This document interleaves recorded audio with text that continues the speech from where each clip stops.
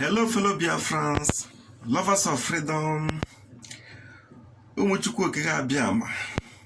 My greetings to you all. Hope Uzodimma, Governor of Imo State, Supreme Court Governor, Sarakin Fulani of Imo State. How far? Our person there, nothing mega. It's no more if any Obo Biafra agbanyegoro gị film ị na-ekiri silima. Hope how far? Hope Uzodimma how far? I thought he said nothing will happen. Is something happening? Uzodimma, since you decided that you kill your own people, since you decided to kill the beloved people of Imo State, to please the caliphate, to please the Fulanis, you are destroying your people, giving our land, our ancestral land, to the caliphate. You get a mood on them, you won't have peace. And this goes to all the Eastern governors, all the traditional rulers in Biafra land, all the so-called Ohaneze in Biafra land. If you are doing the bidding of the Fulanis, if your interest is to protect the interests of the Fulanis, thereby killing your own people, giving your lands to the Fulanis, supporting them in Islamization and the Fulanization, then wait for what happened to Uzodimma to also happen to you. Because those who kill by the sword will also die by the sword. It's not me that said it, it's the Holy Book. The Bible said it. Yesterday news, I saw the news. I first heard this news from Mazi Nnamdi Kanu. Yesterday I saw it in Nigerian dailies. 7,200 penises belong to who? You know the answer, and I know the answer, and I believe that Eastern leaders knows the owner of these organs, these penises that are in China. How long shall we continue to cry? How long? And who do we cry unto? They kill us, even in our homes. They destroy our farmlands, bring out dangerous policies targeting our businesses, rape our mothers in their farms, kill our fathers, kidnap our young boys, and now 7,200 penises, harvesting organs of innocent people. And we will all wait until the judgment day by God. And we have governors in Biafra land, and Fulanis are killing Ebonyi people. Fulanis are killing people all over Biafra land. In Anambra State, Fulanis are killing. In Imo State, Fulanis are killing.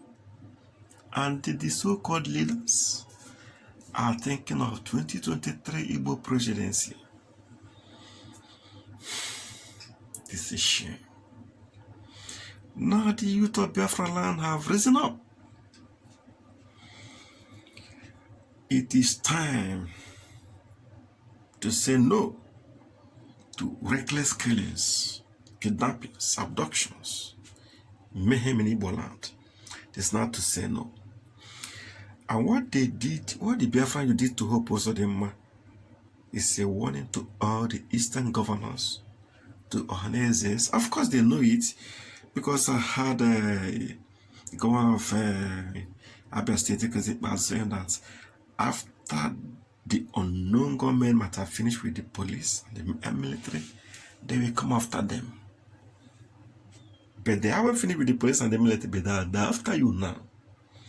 That tells you that the youth are not happy anymore. That tells you that they have had it up here. They can't take it anymore. Now they're fighting back. When you push a man to the wall, what do you expect him to do? To die in silence? No, Igbos will not die in silence. What I don't understand is how you so-called Eastern imposed leaders will continue to support the agenda of the Fulanis to take over our land, to Islamize us, and to Fulanize us. And the Fulanis are not even hiding the fact that this is the agenda. I've said it through one of their governors from the north, that they are bringing the Fulanis from all the Sahel regions down to Nigeria, and their target is Biafra land. All the Fulani bandits, kidnappers, are being settled with who sums of some money, who sums of money to buy weapons. But in Biafra land, our leaders are bringing the military to kill us. We did it in Obibo. They brought the military to massacre innocent, unarmed civilians. Obibo people died. Their blood cried unto heavens. Uzodinma did it in Olo, bringing the Zoo army to massacre his own people, invading our land. And they cried to high heavens. Then Okorocha said it, that people were killed and houses were burnt. Today, his own house is on fire. Those who kill by the sword must die by the sword. Those of them who brought the military to burn houses in Olo. Today, your own house is on flames. You brought people to kill our people in Obibo. Your time is also coming, because those who kill by the sword will die by the sword. No sin shall go unpunished, says the Lord of hosts. So whatever you are doing, a day of reckoning is coming. And let me use this as a point of contact to send a message to Igbos in the north. Remember, Martin Adikano is not at Wazirike, neither is he like Uzodinma or Asarada Kubo. What he says he will do is what he's going to do. Because he did not appoint himself to do the work he's doing. God appointed him and he's doing the work. He has said it openly to the hearing of all the world. He's coming very soon in Biafra land to declare the Republic of Biafra. So you know what it means? That the zoo must come to attack. So if you're in the north, you're a soft target. I've said it over and over again, but you people are not listening. If you're in the north, when he declares Biafra, well, what comes your way? You are your own. Because those of us in Biafra land, we rise up to defend our fatherland. We don't allow the caliphate to take over our land. But those of you who are in the north, you are not safe. Even if you are middle belt, you are not safe, because middle belt is totally and completely under the control of the Fulani Caliphate. If you're in the Duduwa, you may be free, you may be safe, but I advise you, come back home to Biafra land. We are talking of issues that concern us, issues that are very important to us. We've said it openly, we've said it boldly, we've said it in secret, we've said it in open, that we want to be free. What don't the Caliphate understand? Under international law, self-determination is allowed, enshrined in the law. Under African Charter, it's enshrined in the law. Even in Nigeria, the Zoo Constitution is there. So why is our own case different? We've said it, that we want to be free people. We want to be independent. We want to govern ourselves. We don't want to be governed by the Caliphate. Our talents being not harvested, our ingenuity is being trampled upon. Our future is in danger unless we have our own republic, unless we are given the right to rule over ourselves, over our affairs. What the zoo is doing against us cannot be justified. And what we are saying It is time to go home. Once Mazi Nnamdi Kanu declares Biafra, it is left for the zoo to allow us to go in peace. But if they want it in pieces, we are ready, ever ready, to take up the challenge. Whatever they want this time around, they know we are not in 1967, we are in 2001. Biafra has gone global, we are worldwide. Our leader have said it that we can sustain a war for 100 years. I ask you the Flanders, can you sustain a war for 4 years? Answer the question yourself. So it is left for you, for your best interest, to allow us go in peace.